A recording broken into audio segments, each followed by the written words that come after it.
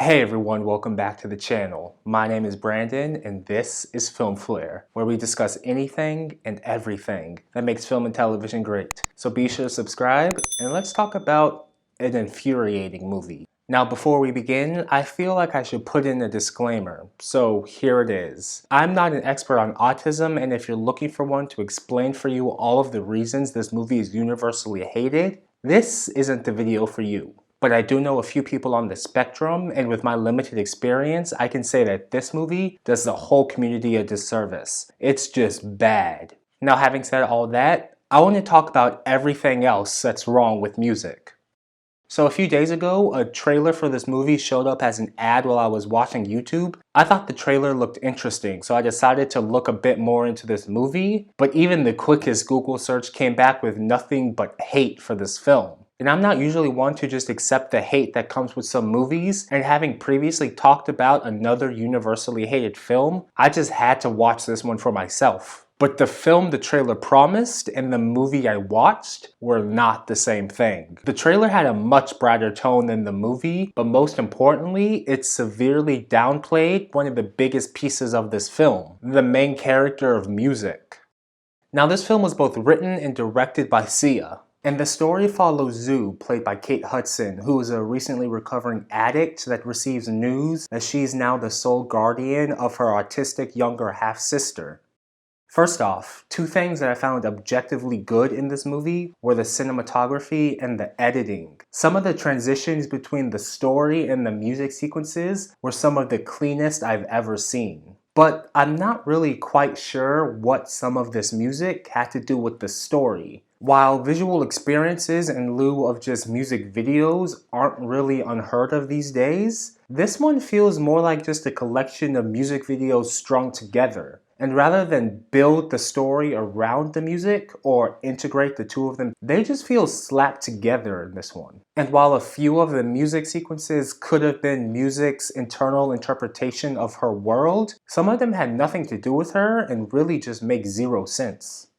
Another bright spot of the film was Kate Hudson as the recovering addict Zoo. Whether it was her not knowing how to cope with suddenly being responsible for another human, or her dealing with the struggles of her own messed up life, you can really feel the full weight of her Oscar-nominated acting abilities doing their best to save this film. Unfortunately, it was a bit of a lost cause from the start. And she really didn't get that much help from Leslie Odom Jr. either. He had some decent scenes, but you could tell that his character wasn't fully developed, which really isn't his fault. Although I will blame him for his terrible Ghanaian accent. Speaking of Leslie's character, how did Sia even get him to do this? Not just the movie, but this. Did I bring on happiness? But the biggest weak link for this movie was that Maddie Ziegler was painfully terrible. And since she is the focus of the film, this whole thing wasn't any good.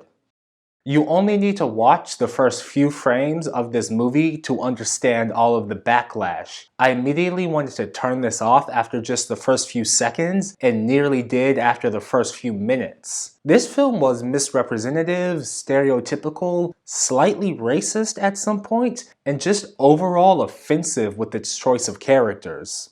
There were times when this film would have actually been watchable, but then there was just Maddie Ziegler in the background doing whatever it is she was doing. I'm hesitant to even call it acting, and in some scenes I really just wanted to crop Maddie Ziegler out of half the frame. Her character music didn't even have to be autistic for this story to work. She could have just been any other little girl with no one to take care of her. And if the story really did need someone to be on the spectrum, going full bore into it wasn't the right call. Then there were all of the plot lines and elements that get introduced, but then forgotten and never resolved or frankly mentioned again. Like Ebo's gym that we only see twice. Or the fact that they drop a bombshell about his character with zero discussion about it whatsoever. And then what was the point of the Asian kid? I don't think he even said a single word in this entire movie. And outside of the first few scenes, I'm not really sure why this movie kept coming back to his character. Especially because his story had absolutely zero effect on the story as a whole, or even a single other character.